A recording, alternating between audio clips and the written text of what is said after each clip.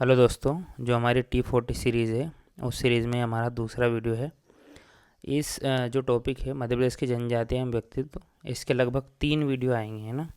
जिसमें हम 2 वीडियो में तो मध्य प्रदेश की जनजातियाँ कवर करेंगे और जो नेक्स्ट वीडियो रहेगा यानी तीसरा वीडियो, इसमें हम जो जनजाति व्यक्तित्व हैं वो कवर करेंगे।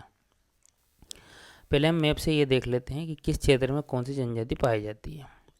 राइट साइड में आपको दिख रहा होगा कि भील, गोंड, बेगा, कोल, कोरकू, सहरिया और भारिया, ये मैंने कुछ जनजातियाँ यहाँ पर लिख रखी है। ये वो जनजातियाँ जिनके बारे में आपको बहुत डिटेल से पढ़ना है। कारण ये है कि सबसे ज़्यादा जो प्रश्न आने की संभावना है वो इन्हीं जनजातियों से है, और उनमें भी भील और गोंड पे तो आपका फोकस, भील, गोंड और बेगा, इन पे फोकस आपका रहना चाहिए। उत्तरी क्षेत्र की बात करें तो सहरिया, खेरवार और शोर, ये 3 जनजातियाँ पाई जाती है। शोर जो जनजाति है, एक तो यहाँ पर शोर लिखा हुआ है और दूसरा लिखा हुआ है एक शोर जनजाति, है ना, शोर। तो यहाँ पर जो कैमूर हिल्स है, कैमूर हिल्स में पाई जाती है ये वाली शोर जनजाति, है ना। और इस क्षेत्र में जो हमारा उत्तरी क्षेत्र है इसमें पाई जाती है ये शोर जनजाति। सहरिया की बात करें तो ये जो उत्तरी क्षेत्र है इस क्षेत्र को क्या कहते हैं, इसको कहते हैं चंबल ग्वालियर घाटी क्षेत्र, है ना। चंबल ग्वालियर घाटी क्षेत्र भी इसे कहते हैं। मुरैना भिंड क्षेत्र भी यही है।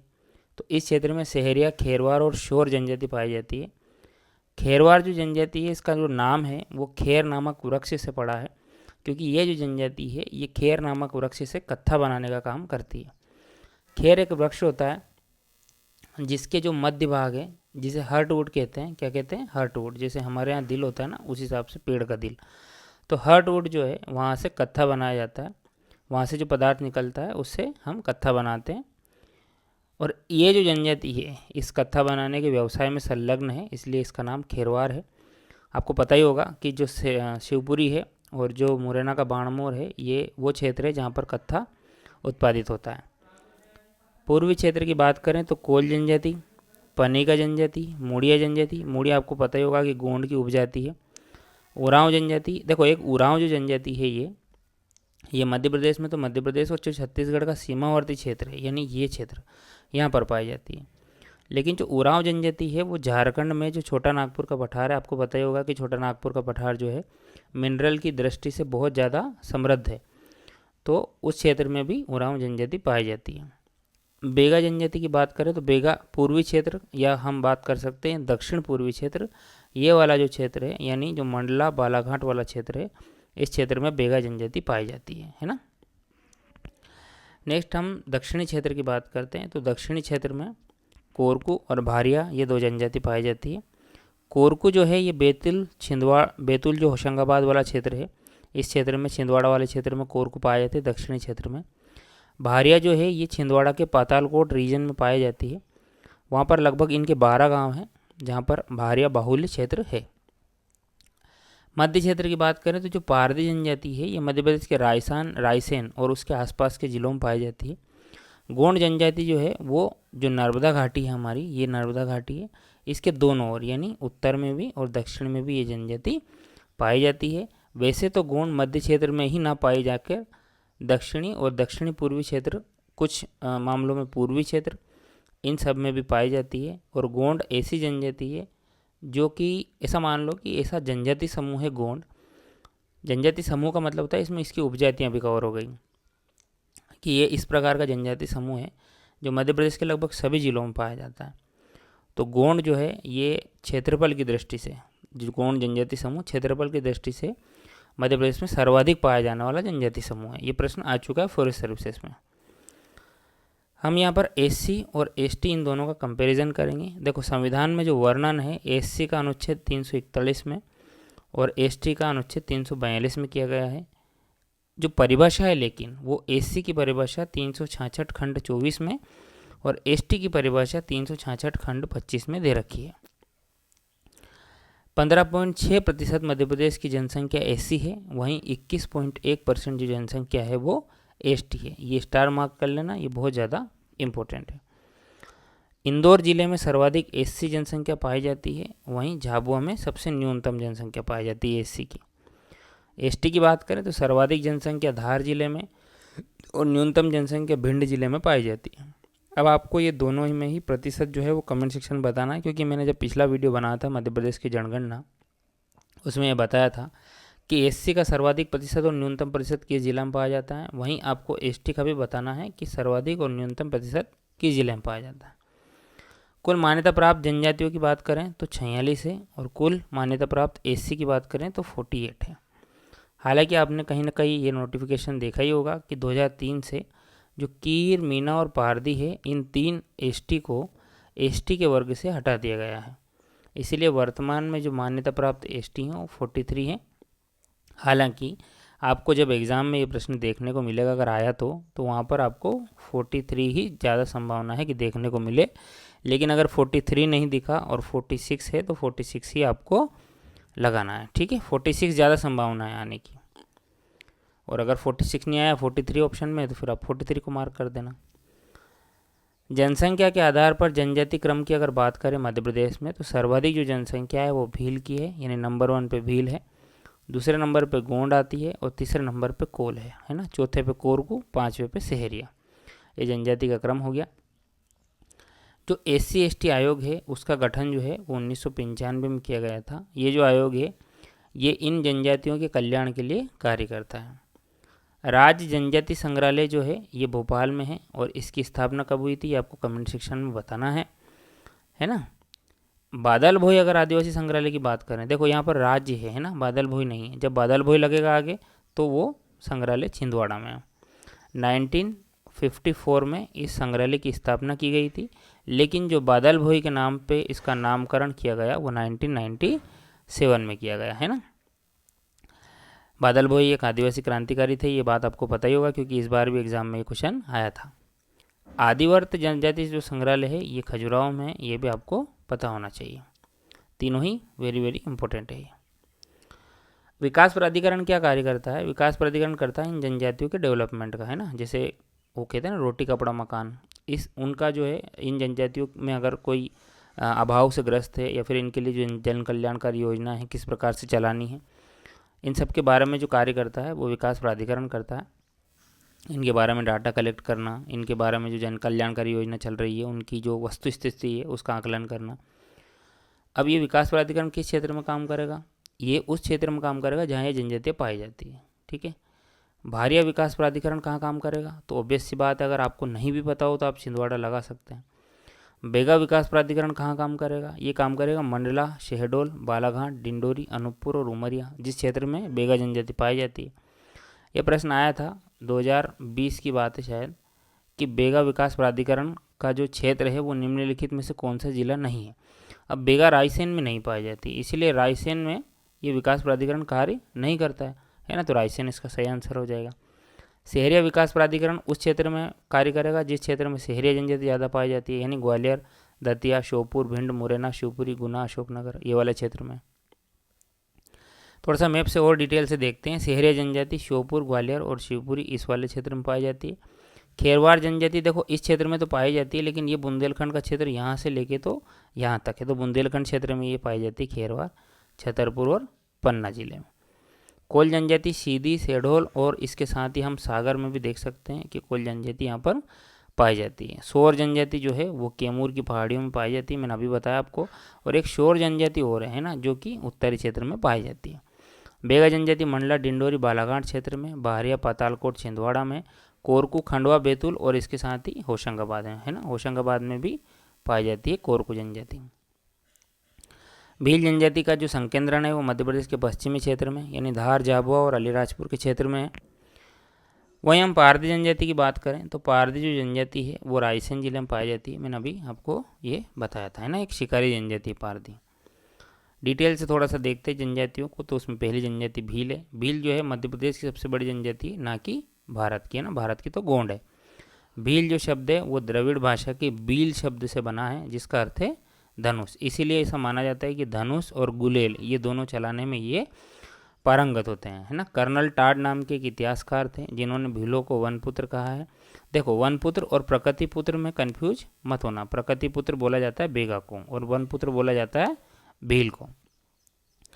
इतिहासकार टोलमी ने इन्हें तीरंदाज कहा है, ये भी पता होना चाहिए। और तीरंदाज तो ये है ही, क्योंकि धनुष और तीरंदाज और ये सब चीज़ें आपस में एक दूसरे से जुड़ी हुई है। 2011 की जनगणना, ये बहुत ही ज़्यादा इंपॉर्टेंट पॉइंट है। 2011 की जनगणना के अनुसार जो मध्य प्रदेश की जनसंख्या है उसका 59.93 जो लाख है वो पाई जाती है भील। और अगर कुल एसटी पॉपुलेशन हम 100% मान लें तो इस 100% का 39% जो हिस्सा है वो अकेले भील कवर करती है। ठीक है, विस्तार की बात करें तो ये भी इम्पोर्टेंट है, मैं बता चुका हूँ। पश्चिमी मध्य प्रदेश, मालवा और निमाड़ क्षेत्र, धार, झाबुआ और अलीराजपुर इस क्षेत्र में पाई जाती है। देखो निमाड़ का क्षेत्र है ये वाला, है ना, ये वाला निमाड़ का क्षेत्र है, ये पूरा मालवा क्षेत्र है। तो इस क्षेत्र में जो है ये जनजाति पाई जाती है। ये यहाँ पे जो मंदसौर और ये वाला क्षेत्र है, नीमच वाला, राजगढ़, ये सब में भी भील पाए जाते हैं ना। नेक्स्ट हम बात करते हैं इनकी उपजातियों का। देखो उपजातियाँ किसी भी जनजाति की बहुत ज़्यादा इंपॉर्टेंट होती है। जब भी आप उपजातियाँ पढ़ें तो उसको बहुत अच्छे से पढ़ें, याद करने की कोशिश करें। पटालिया या पटेलिया, ये दोनों शब्द भील से संबंधित है। देखो खूटिया पटेल भी एक शब्द आता है।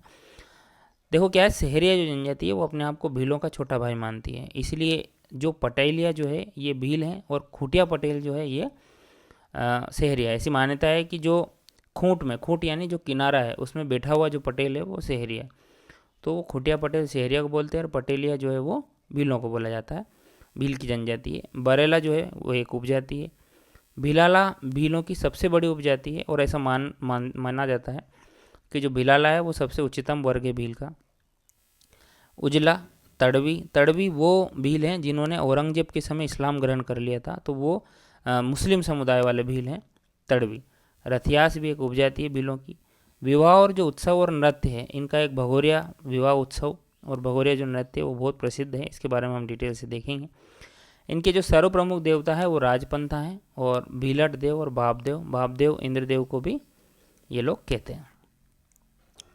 इनका जो धर्म है वो आत्मावादी है, ये यहाँ पर नहीं लिखा है लेकिन आप इसको नोट डाउन कर लेना।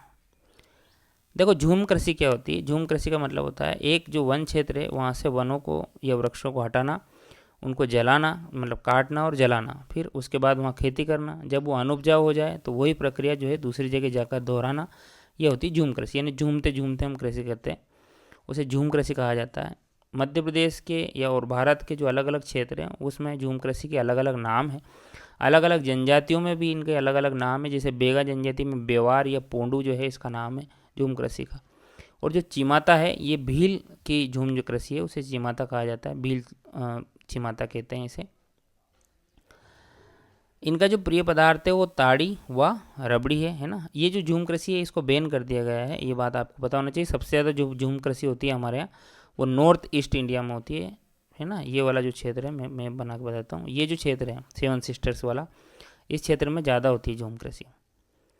इनका प्रिय पदार्थ ताड़ी व रबड़ी। ताड़ी एक शराब, देसी शराब का प्रकार है। ये गहना प्रिय जनजाति है ना, गहना प्रिय याद रखना, गहना प्रिय गुदना प्रिय नहीं है, गोंड गुदना प्रिय जनजाति है।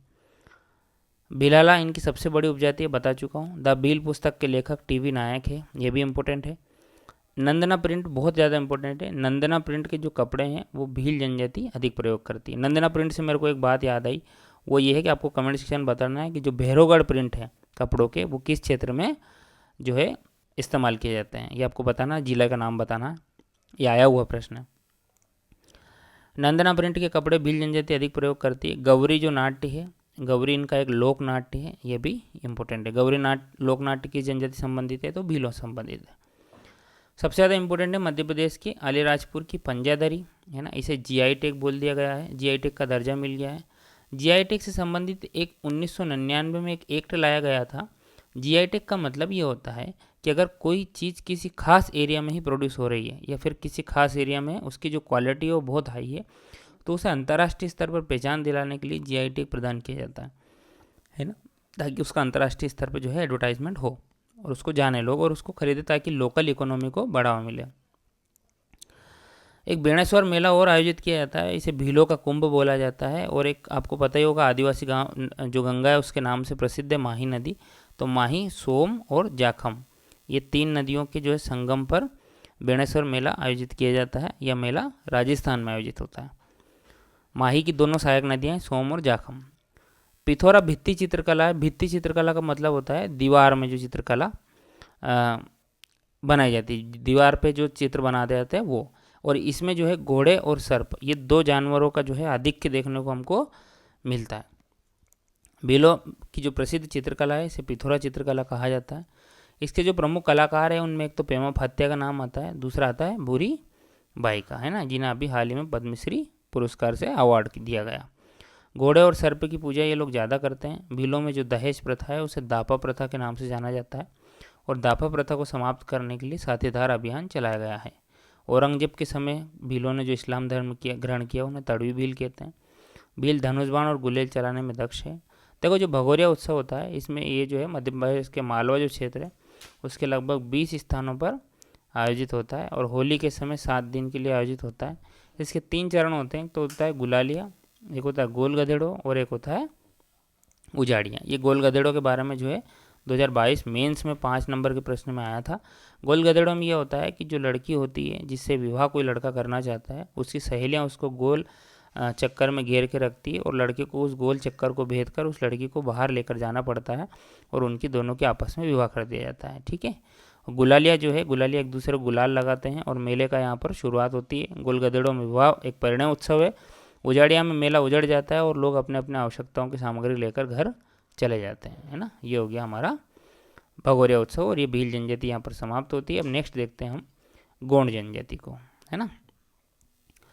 गोंड जनजाति की जो गोंड शब्द है इसकी उत्पत्ति हुई है कोंड शब्द से और कोंड जो है एक तेलुगु भाषा का शब्द है ना। तेलुगु आंध्र प्रदेश और तेलंगाना क्षेत्र में बोली जाती है। उस भाषा का शब्द है और जिसका अर्थ है पर्वत, यानी पर्वतों पर निवास करने वाली। ठीक है। गोंड जनजाति मध्य प्रदेश की दूसरी सबसे बड़ी जनजाति है और भारत की सबसे बड़ी जनजाति है ना, भारत की सबसे बड़ी जनजाति। 2011 की जनगणना की बात करें तो 50.93 लाख जो है इनकी पॉपुलेशन है और कुल जो एसटी पॉपुलेशन है जिसे हमने देखा कि भीलों की जो एसटी पॉपुलेशन है कुल उनका हिस्सा 39% है, वहीं जो गोंड है उसका हिस्सा जो है वो 33% है। ये नर्मदा घाटी के दोनों ओर तथा दक्षिणी मध्य प्रदेश में निवास करती है। विवाह जो पद्धति की बात अगर हम करें यहाँ पर तो दूध लोटावा में क्या होता है कि बहन भाई के जो बच्चे होते हैं वो आपस में शादी करते हैं ना। जैसे बहन का लड़का भाई की लड़की से या बहन की लड़की भाई के लड़के से विवाह करती है। इसमें क्या होता है कि लड़की जब अपने मायके से ये चली जाती है, क्या बोलते हैं उसको, ससुराल चली जाती है, तो वो क्या करती है कि वो अपने दूध का कर्ज चुकाती है। जिस घर से वो आई है उस घर में विवाह करके। लमजेना विवाह सेवा विवाह है। इसमें लड़के या वर पक्ष के पास पैसे नहीं होने पर जो है वो लड़की के घर सेवा देता है। इसे लमजेना विवाह सेवा विवाह कहते हैं। चढ़ विवाह वो विवाह है जो हम जनरली करते हैं कि लड़का बारात लेके लड़की के घर जाता है और लड़की को शादी करके ले आता है, वो चढ़ विवाह है। और अगर लड़की बारात लेके लड़के के घर जाए और लड़के को ले आए तो वो पठौनी विवाह है ना।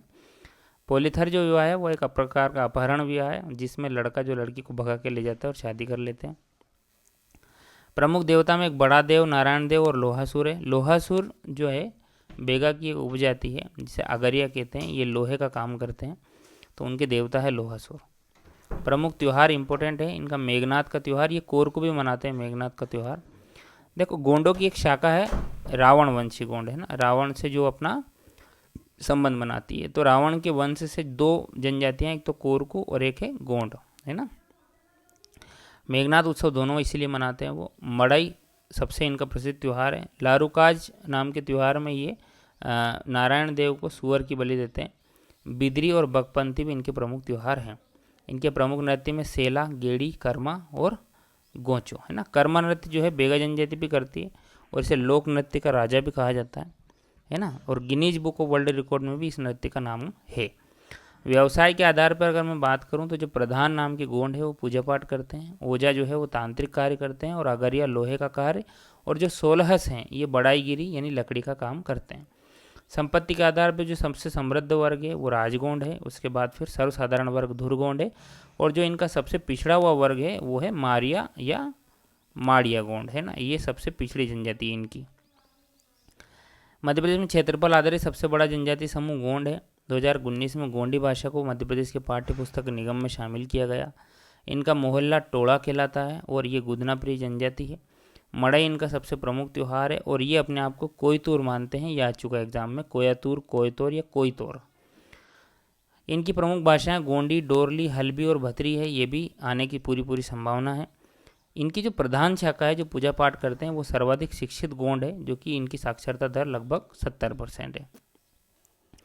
कोल जनजाति मध्य प्रदेश की तीसरी सबसे बड़ी जनजाति है, जो कि कुल एसटी पॉपुलेशन का 7.62% है, और कुल जो जनसंख्या मध्य प्रदेश की उसका 11.67 लाख है। कोयले के काम में ये लिप्त रहते हैं, इसीलिए इनका नाम कोल पड़ा। सीधी, सिंगरौली, शहडोल और सागर यानी पूर्वी जो क्षेत्र है मध्य प्रदेश का, इस क्षेत्र में जनजाति पाई जाती है। इनकी जो उपजातियाँ हैं उनमें रोहिया, रोतेला, बहुतिया, रेवरिया ये इनकी उपजातियाँ हैं। विवाह ये हिंदू प्रथा अनुसार करते हैं। इनके प्रमुख देवता में ठाकुर देव, सूर्यदेव, इंद्रदेव और चंद्रदेव हैं। इनका प्रमुख नृत्य इंपॉर्टेंट है, कोल देह का ये इनका प्रमुख नृत्य है। इनकी पंचायत को गोहिया कहा जाता है, बहुत ज़्यादा इंपॉर्टेंट है, गोहिया इनकी पंचायत को कहते हैं। और इनकी जो पंचायत का मुखिया यानी गोहिया का जो मुखिया है वो मुकद्दम कहलाता है ना। अभी गोंड के बारे में प्रश्न आया था कि जो गोंड जनजाति है इसकी पंचायत का मुखिया क्या कहलाता है, ये आपको कमेंट सेक्शन में बताना है। इनकी अर्थव्यवस्था कोयलों की खानों पर निर्भर करती है, और रामायण कालीन जो शबरी है जिनके जो झूठे बहिरे भगवान राम जी ने खाए थे वो कोल जनजाति से ही संबंधित थी। कोरकू जनजाति की बात करें तो मध्य प्रदेश की चौथी सबसे बड़ी जनजाति है। 2011 के हिसाब से 4.7% और टोटल पॉपुलेशन का 7.3 लाख है। कोरकू का अर्थ मानव समूह होता है, और ये दक्षिणी क्षेत्र यानी बैतूल, खंडवा, होशंगाबाद ये जो सतपुड़ा वाला क्षेत्र है इसमें ये पाई जाती है। इनके प्रमुख देवता में चंद्रमा, डोंगर देव और भटुआ देव है, इंपॉर्टेंट है ये। राजीबाजी और चिवड़ा नाम की विवाह पद्धतियाँ इनमें प्रचलन में है। सबसे ज़्यादा इंपॉर्टेंट उपजातियाँ हैं बावरिया, बंदोरिया, दुलारिया और एक मोवासी और पाथरिया है ना, ये इनके उपजातियाँ हैं। बावरिया बैतूल जिले के कोरकू को कहते हैं, बंदोरिया पंचमढ़ी और होशंगाबाद जो क्षेत्र है उसके कोरकू को कहते हैं, दुलारिया हरदा खंडवा का जो क्षेत्र है उनके जो कोरकू है उनको कहते हैं। इनके जो प्रमुख नृत्य हैं उनमें चटकोरा और एक डांडल ये इनके प्रमुख नृत्य हैं। झंडा या मेघनाथ उत्सव ये मनाते हैं, इसी को झंडा उत्सव भी कहते हैं, ये होली के समय मनाया जाता है। इनका जो सबसे प्रमुख लोक नाट्य है वो खम्बस्वांग है।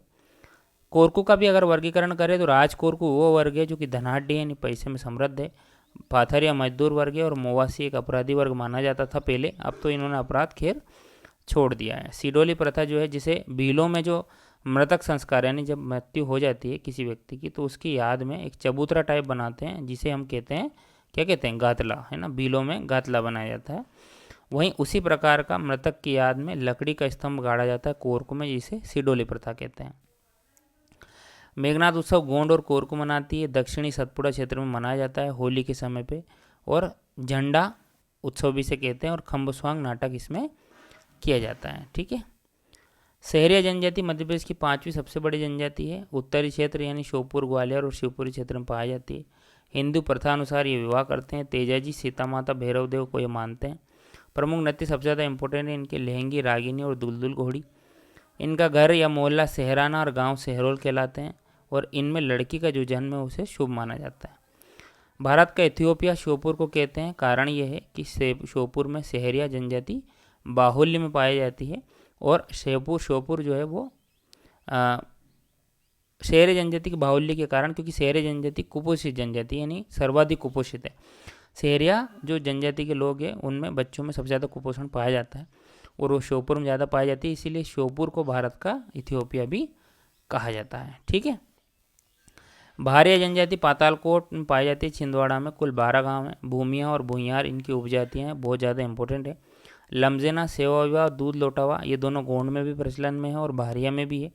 बूढ़ादेव और नागदेव की पूजा करते हैं। खिचड़ी नाम का त्यौहार मनाते हैं दिवाली के दूसरे दिन। भड़म और सेतम इनके प्रमुख नृत्य बहुत ज़्यादा इंपॉर्टेंट है। बेगा या भारिया जनजाति के जो भोजन है उनमें सुबह का भोजन बासी कहलाता है। हमको सबको ही पता है कि रात का जो भोजन होता है वो सुबह खाते हैं और उसे बासी कहते हैं। दोपहर का भोजन पेज कहलाता है, और शाम का भोजन बियारू कहलाता है। बादल भोई आदिवासी संग्रहालय के बारे में बता चुका हूँ। 1954 में ट्राइबल म्यूजियम नाम से छिंदवाड़ा में इसकी स्थापना हुई थी, और 1997 में आदिवासी क्रांतिकारी बादल भोई के नाम पर इसका नामकरण किया गया, और यहाँ पर भारिया जनजाति के बारे में संपूर्ण विवरण हमको देखने को मिलता है। नेक्स्ट वीडियो में हम बेगा जनजाति के बारे में बात करेंगे। इस वीडियो को हम यहीं पर समाप्त करते हैं। दूसरा वीडियो और तीसरा वीडियो जनजाति से संबंधित रहेगा। बहुत बहुत धन्यवाद।